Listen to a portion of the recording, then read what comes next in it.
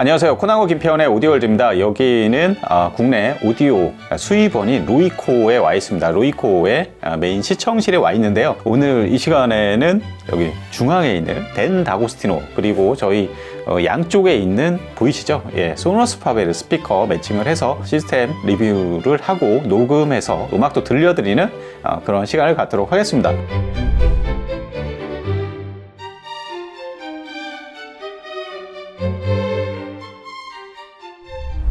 우선은 중앙에 있는 이 제품들 번쩍번쩍하죠. 예. 댄 다고스티노의 여기 중앙에 있는 프리앰프고요. C2 프리앰프고, 저희 바닥에 보이시는 요 양쪽에 있는 모노블럭 파워앰프입니다. 이 모멘텀 시리즈인데요. 김표님, 댄 다고스티노는 저번에 저희가 한번 리뷰를 한 적이 있죠. 이 C2 프리앰프와 함께. 예, 그때는 스테레오 파워앰프를 리뷰를 했었어요. 그렇죠. 그때 이제 제 시청실에서도 한 3주 정도 들어보고, 네. 그 다음에 이제 코나님 시청실에서도 한 들어보고, 예. 그때 참 마음에 들었던 게, 먼저 눈에 띄었던 거는 이 위에 있는 모멘텀 C2 프리앰프예요. 그렇죠. 딱 보시는 것처럼 전원부 분리형에다가 예. 이 가운데 이 볼륨 미터, 예. 이 돌리는 재미라든지 전체적인 소리결 완성도 이런 거에 되게 감탄을 했었고, 그때 매칭했던 거는 코라님이 지금 말씀하신 것처럼 스테레오였었잖아요. S250, 그렇죠. MXV. 네. 그러니까 여기서 이제 MXV를 어차피 이제 좀 더 강조를 드릴 건데, 좀 기존의 S250보다 훨씬 더 업그레이드된 버전이다, 이렇게 보시면 되고, 오늘은 확장 모노블럭 파워앰프를 준비를 한 거죠. 네. 그리고 정식 모델명은 M400 MXV다, 이렇게 보시면 될 것 같습니다. 그렇습니다. 이 크렐의 원래, 댄 다고스티노는 원래 크렐 출신이었잖아요. 예, 크렐을 창업하신 분이었고, 어떻게 보면은 마크 레빈슨이나 이런 메이커와 더불어 현대 하이엔드 오디오, 그 중에서 앰프 분야에서는 정말 최고의 경지에 올랐던 분이에요. 근데 그분이 이제 나중에 크렐에서 나와서 자기 이름을 내걸고 만든 브랜드가 댄 다고스티노입니다. 그렇죠. 예. 그동안 댄 다고스티노가 만들었던 앰프들이나 이런 것들이 지금도 사용하시는 분들 계시고, 이제 하이엔드 앰프의 어떤 설계의 어떤 철학, 설계의 어떤 표준을 만들었던 분 중 하나이기 때문에 댄 다고스티노가 이제 독립해서 앰프를 만들겠다 그랬을 때 굉장히 많은 사람들이 기대를 모았었죠. 그렇죠. 근데 사실 연세도 많으시고 이렇기 때문에 얼마나 좋은 제품을 만들 수 있을까, 이제 우려를 깨고, 크렐도 좋았지만 그 당시 그 제품과를 또 비교할 수 없을 만큼 굉장히 좋은 제품들을 계속 만들어내고 있습니다. 그렇죠. 저 개인적으로는 크렐에서 댄 다고스티노로 넘어오면서 가장 돋보이게 된 거는 SMB가 상당히 높아진 것 같아요. 맞아요. 그리고 대출력의 바이폴라 트랜지스터를 쓰는 기존은 계속 유지를 했고, 예. 그래갖고서 제가 몇 년 전에 한번 인터뷰가 있어갖고 한번 물어봤어요. 왜 대출력을 고집을 하느냐. 예. 그러니까 얘만 해도 지금 8옴에서 400이고, 그렇죠. 4옴에서 800, 예. 그리고 2옴에서 1600W잖아요. 이 어마무시한 대출력인데 왜 이렇게 대출력을 고집을 하느냐 했더니 답변이 그거였어요. 대출력 자동차가 정속 주행, 그러니까 저속 주행할 때 편하다. 네. 거기서 딱 이 비유가 정확히 다가오더라고요. 네. 이래서 댄 다고스티노에서는 대출력을 고집을 하는구나. 그러면은 모스펫 대신에 왜 바이폴라를 이렇게 계속 유지를 하세요? 물어봤더니, 예. 대전류를 흘릴 수 있는 유일한 트랜지스터가 바이폴라라는 거예요. 네. 그래서 자기네는 무조건 바이폴라 트랜지스터를 특히 출력단에 고집한다. 네. 아주 명쾌한 답변이 돌아왔습니다. 김 교수님 말씀처럼 정말 댄 다고스티노는 이게 설계 철학이나 이런 걸 좀 뜯어보면은 여러 가지 우리가 그 파워앰프나 앰프 쪽에서 여러 가지 담론으로 떠오르는 이런 것들을 이미 예전에 다 이렇게 깨부순, 그렇죠. 예, 그런 사람들 중에 하나입니다. 특히 클래스 A 증폭에 엄청나게 이제 집념을 해가지고 클래스 A 증폭을 수백 와트급으로 만들어가지고 정말 그 당시엔 모험인데, 그런 것들을 해서 정말 클래스 A 증폭의 대출력, 그거의 어떤 힘과 질감을 양립하는 그런 것들을 이제 경험하게 해주신, 어떻게 보면 고마운 분이신데, 그것 때문에 이제 크렐이 좀 힘들어지긴 했습니다, 사실. 네. 그러니까 지금 프리앰프도 그렇고 파워앰프도 가장 디자인적으로 눈에 띄는 게 양옆에 구리를 완전 히트싱크 모양으로 딱 붙인 거잖아요. 그리고 그렇죠. 위에서 이제 구멍이 뚫려갖고 이거를 이제 벤츄리 스타일이라고 그러는데, 예. 그러니까 그만큼 열 관리, 열 발산에 진짜 큰 신경을 쓴 거죠. 그렇죠. 그러니까 얘는 정확히 클래스 AB 증폭인데 네. 워낙 그 바이오스 값이 높아갖고 네. 클래스 A 작동 구간이 되게 높거든요. 굉장히 그러니까, 높죠. 그러니까 그 발열이 예. 지금 이제 해결을 해야 되니까 이렇게 역시 이 히트싱크에도 큰 공을 들였다 이렇게 보시면 될 것 같습니다. 네, 김 의원님 말씀처럼 양쪽에 정말 저 값비싼 구리로 방열판을 만드는 이런 모습을 보여주고 있는데 구리가 뭐 일반적인 알루미늄에 비해서 91% 전도율이 높다고 그래요. 예, 그러니까 열 발산은 굉장히 잘 되겠죠. 그리고 전반적으로 이제 파워앰프 좀 더 디자인 뭐 이런 거 살펴보면은 프리앰프처럼 중앙에 저는 레벨 매터가 달려 있습니다. 그렇죠. 저게 그 디자인이 그 덴다우스티노가 이게 시계 매니아여가지고 그렇죠. 예, 일각에서는 브레게 시계에 그거를 본따서 예, 디자인 영감을 얻어서 만들었다. 예, 그런 이야기가 있습니다. 조금 더 설계 측면으로 좀 들어가서 얘기를 해보죠. 일단은 이 앰프 보면은 지난번에는 스테레오 파워였는데 이제 모노블럭이니까 좌측 채널 스피커와 우측 채널 스피커를 별도의 이 파워 앰프로 드라이빙하는 이런 형태로 만든 거고요. 근데 내부를 보면은 어마무시합니다. 보니까 전원부를 살펴보면 전원부에 뭐 트랜스포머가 크기가 어마어마합니다. 이게 용량이 뭐 2200VA 네. 정도 용량의 전원부를 구성을 하고 있고, 그러니까 정전 용량도 10만 마이크로페럿 그렇죠. 이 정도로 전기가 필요할 때, 증폭할 때 필요한 전기를 언제든 넉넉하게 빠르게 끌어 쓸 수 있게끔 그렇죠. 뭐 엄청나게 큰 전기의 어떤 저수지를 만들어 놨다고 보면 되겠죠. 그렇죠. 그렇기 때문에 그것이 갖춰졌기 때문에 이옴에서 1600W를 그렇죠. 낼 수가 있는 거죠. 예, 이런 앰프들은 사실 클래스 AB에서는 보기가 거의 힘든. 그렇죠. 예. 이옴에서 1600W는 진짜 손에 꼽을 정도고요. 예. 그리고 외형적으로 드러난 이 스펙보다도 MXV 버전이 되면서 그 같은 전원부라고 해도 그 전류 출력량은 그냥 스탠다드 버전에 비해서 50%가 늘어났다는 거예요. 예. 그러니까 이 MXV 버전의 가장 큰 특징은 전원부의 전류 공급 능력을 50% 예. 향상시켰다. 그리고 증폭부. 예. 그러니까 얘네가 지금 덴다고스티노가 강조하는 게 출력단도 중요하지만은 출력단을 드라이빙하기 위한 드라이브단 구성이 정말 중요한데 네. 얘네는 이거를 풀 밸런스로 설계를 했다는 거예요. 그러니까 그렇죠. 그 컴플리멘터리라고 하고 이제 보상 회로잖아요. 그러니까 위에는 포지티브, 예. 아래는 네거티브 해갖고 놀고 있는 회로가 서킷이 없는 거예요. 그러니까 네. 그만큼 출력단을 2배 이상 강력하게 드라이빙을 할 수가 있는 거죠. 네. 그것 때문에 지금 MXV 버전이 그 기존 스탠다드 버전에 비해서는 예. 비교 불가할 정도로 어떤 퍼포먼스가 늘어났다. 얘네가 네. 그렇게 강조하고 있으니까요. 좀 참고하시면 좋을 것 같습니다. 네, 김현님 말씀처럼 여러 가지 보면은 뭐 풀 디스크리트, 그러니까 뭐 OP앰프나 이런 직접 소자 같은 거 전혀 안 쓰고 소자를 다 풀어가지고 설계한 그런 모습이고, 그리고 보면은 입력단 뭐 쪽도 예전에 파워앰프들 보면은 뭐 지금도 그렇지만 커플링 컨덴서를 많이 써가지고 사용하는 경우가 많은데 이거는 다이렉트 커플드, 그러니까 커플링 컨덴서 같은 걸 안 쓰는 안 쓰고, 그런 방식이죠. 예.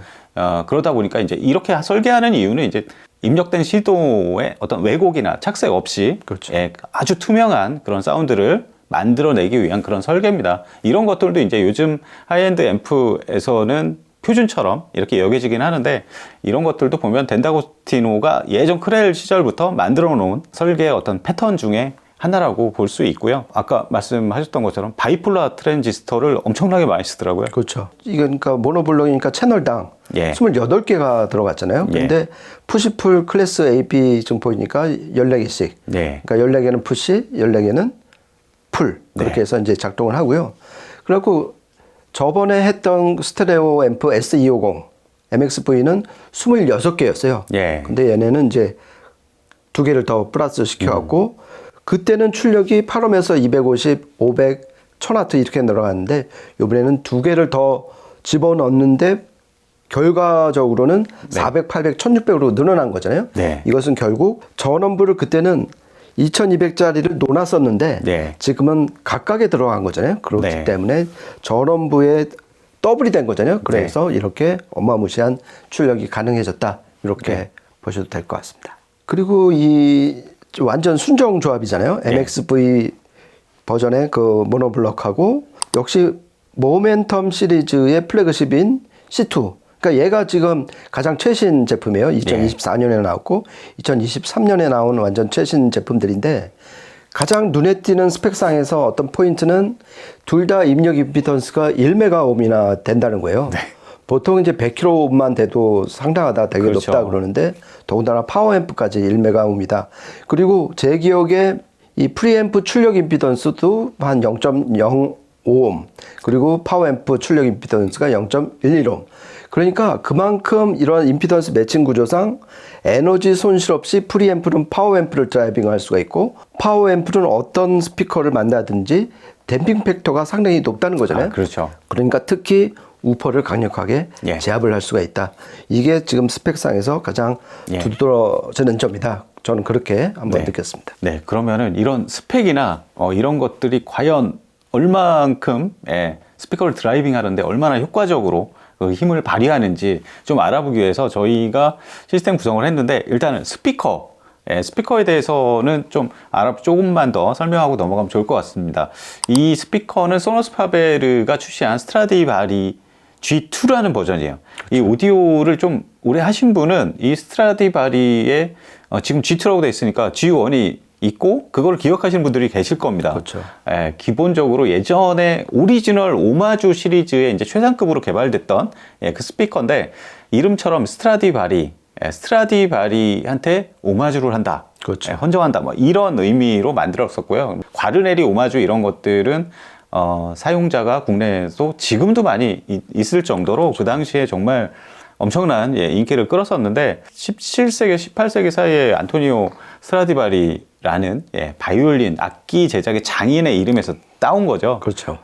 그래서 실제 들어보면 그 당시 오리지널 원전 버전도 보면은 정말 다른 악기는 뭐 차치하고 바이올린 악기는 정말 끝내줬거든요. 네.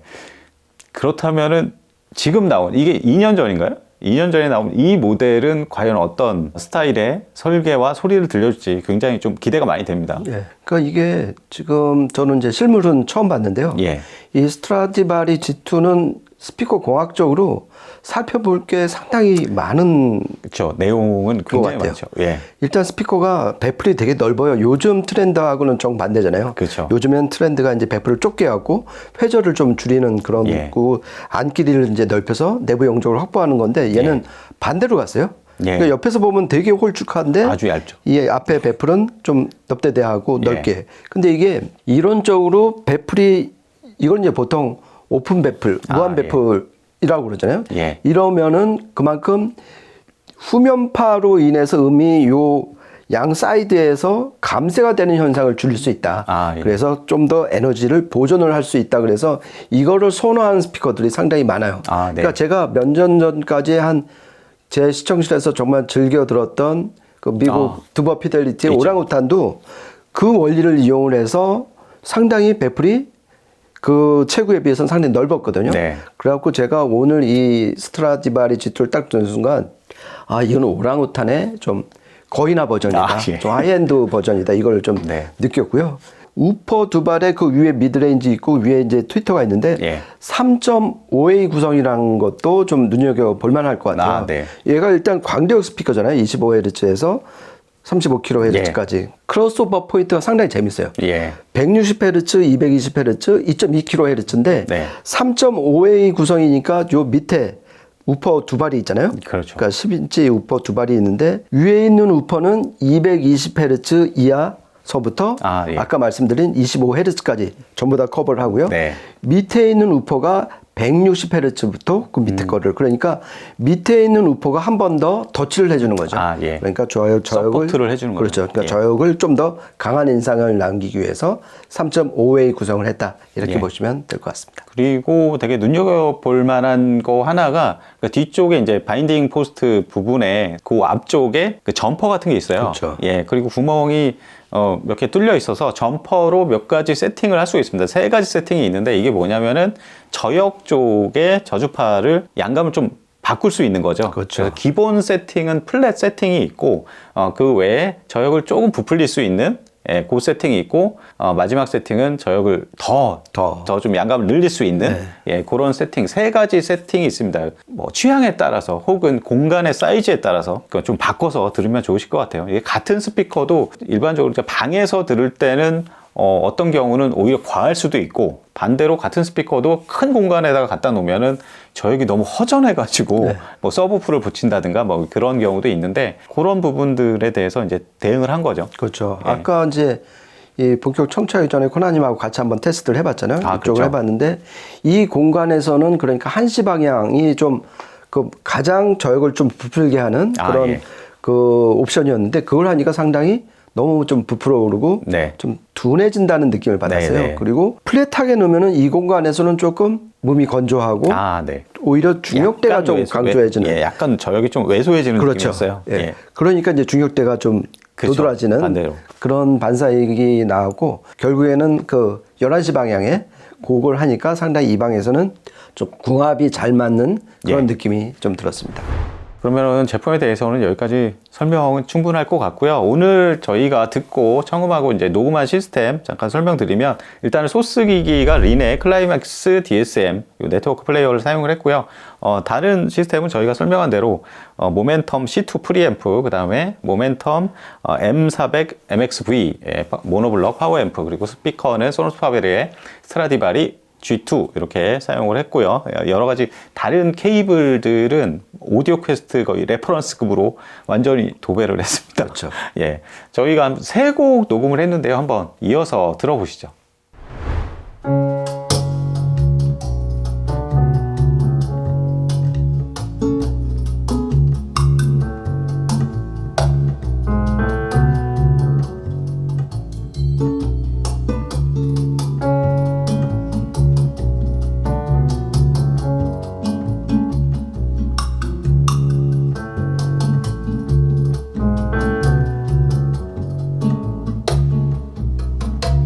Once I had a lover in Berlin,